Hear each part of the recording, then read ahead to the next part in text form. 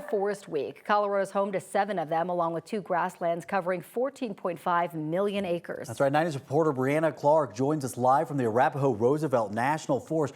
Brianna, not many people know the role that these locations play in our everyday lives. Right? So for instance, that glass of water you're drinking this morning most likely came from a national forest.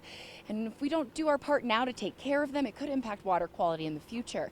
And joining me this morning as we enjoy this gorgeous view, this is our office today, Catherine Cody with the National Forest Foundation. Explain a little bit about how the water comes from here to our homes. Yeah, absolutely. You know, the forest to faucet pipeline, we are out in national forest like this gorgeous one here. And we don't necessarily think about, as we're hiking, as we're, skiing, you know, how that water comes to be. So you have either rainwater or snowmelt. Obviously in Colorado we have lots of snowmelt, and it comes into the soil, and we really think of the forest, you know, really as like nature's filtration system. So it filters down through the soil, and then as it makes its way into streams, you know, branches, roots, basically, you know, hold against the sediment and soil so that when it gets to the stream, it's as pure as possible. So it's really interesting when you look at water supplies and at watersheds, you can't just look at the watershed itself, you really have to look upstream, and that's where managing this ecology becomes, you know, complicated, especially with wildfire season, as we've been talking about all morning. You know, the impact of wildfire goes far, far beyond just the need for reforestation. You know, when you don't have the trees, when you lose trees to fire, soil erosion, that gets into streams, into lakes, and then that filtration becomes that much more expensive.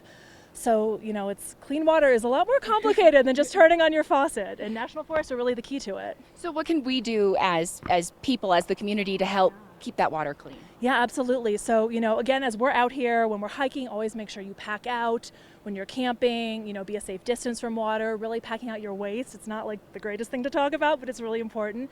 But then really get involved with folks, you know, like us, the National Forest Foundation on National Forest, with your local communities, and really, you know, do your small part. It takes all of us. We want to have these gorgeous, gorgeous lands for generations to come, and clean drinking water is a huge, huge part of that.